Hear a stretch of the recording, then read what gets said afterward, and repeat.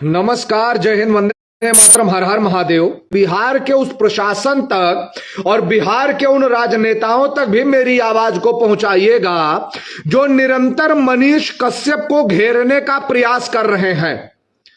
आज जब मैंने मनीष कश्यप के समर्थन में पोस्ट डाला तो बहुत सारे लोगों ने मुझे मैसेज किया, बहुत सारे लोगों ने मुझे फोन कॉल किया कि भाई साहब आप मनीष कश्यप के बारे में विधिवत जानते हैं या आपने लिख ही दिया।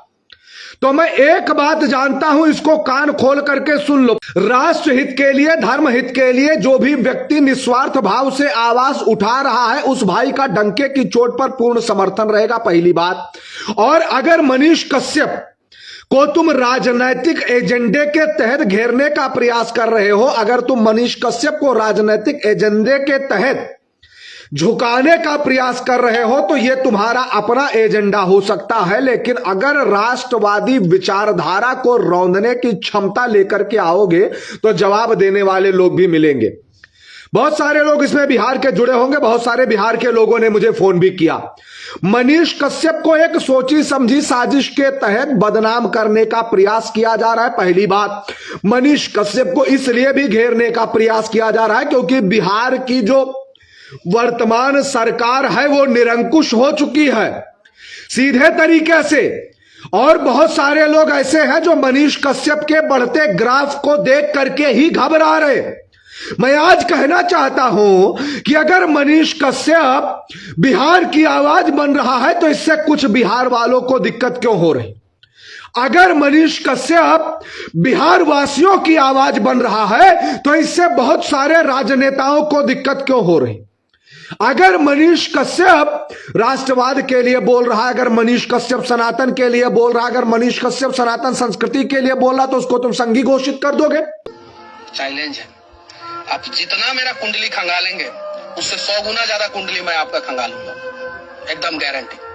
और जेल से आने के बाद 180 दिन के अंदर आपकी सरकार गिरा दूंगा तेजस्वी यादव जी। अगर मुझे गिरफ्तार किया गया, और मैं तैयार भी हूं, आपकी पुलिस जब चाहे तब मुझे गिरफ्तार कर सकती है, मैं तैयार हूं इसके लिए। लेकिन मेरी गलती पहले बताइए, सार्वजनिक कीजिए कि मैं किस वीडियो में कौन सा बात गलत बोला हूं, कौन सा बात भड़काने वाला बोला हूं। मैं आज फिर बोल रहा हूं वीडियो में, लाइव वीडियो में बोल रहा हूं कि मैंने बोला था मजदूरों के साथ मारपीट हुई है, और अभी भी बोल रहा हूं मजदूरों के साथ मारपीट हुई है।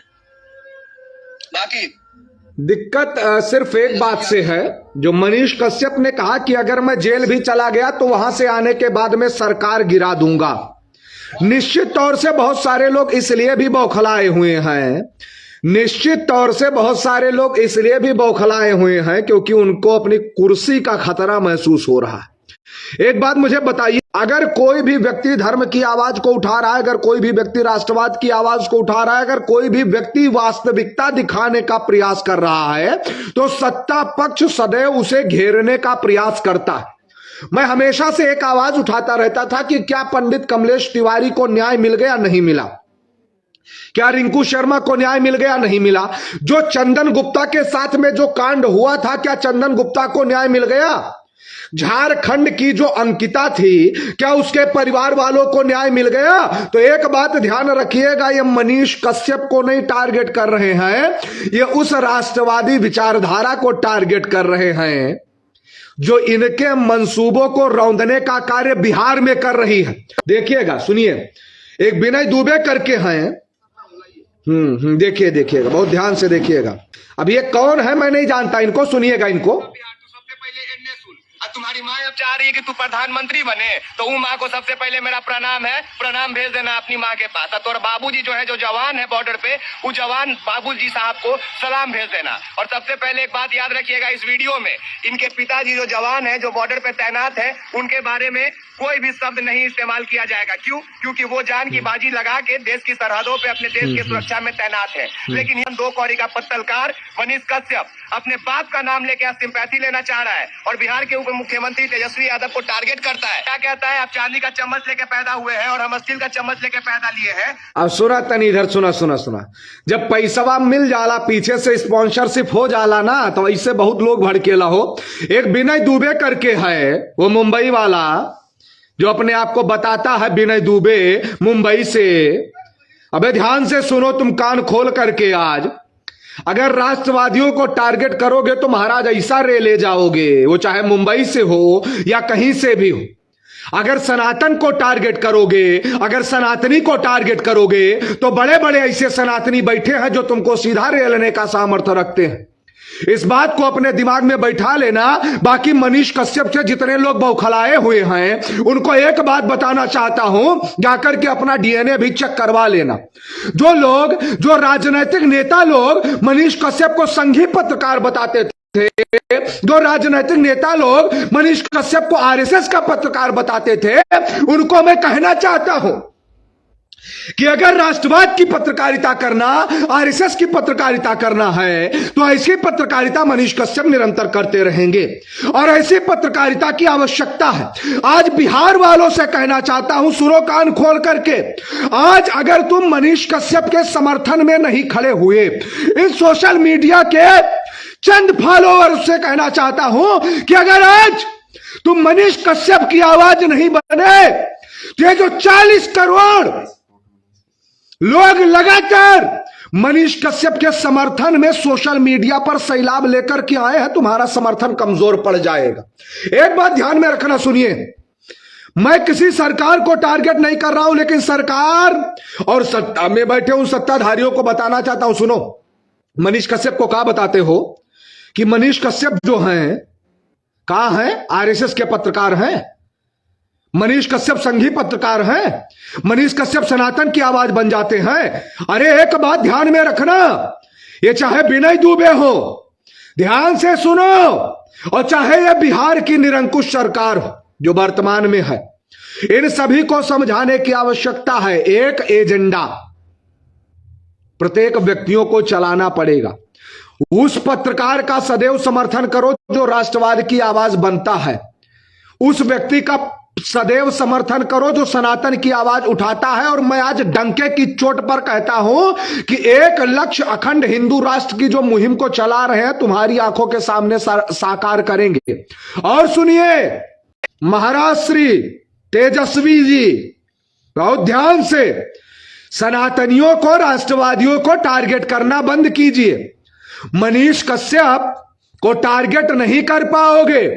और सुनिए, इनका सबसे बड़ा एजेंडा क्या है, देखिए, घबरा गए, बौखला गए हैं पूरी तरीके से। काहे के लिए हो? एक तो मनीष कश्यप कभी कभी राष्ट्रवाद के लिए बोल देते हैं, एक तो मनीष कश्यप धर्मवाद के लिए बोल देते हैं, एक तो मनीष कश्यप सीधा कभी कभी हिंदुत्व के लिए बोल देते हैं, इसलिए बौखलाए हुए। कहां से आप लोग देख रहे हैं जरा बताइएगा, इसको शेयर मारिएगा जरा वीडियो को, थोड़ा सा विनय दुबे को भी दिखा रहा हूं, इसको शेयर मारिएगा। हेडिंग चल रही है मनीष कश्यप।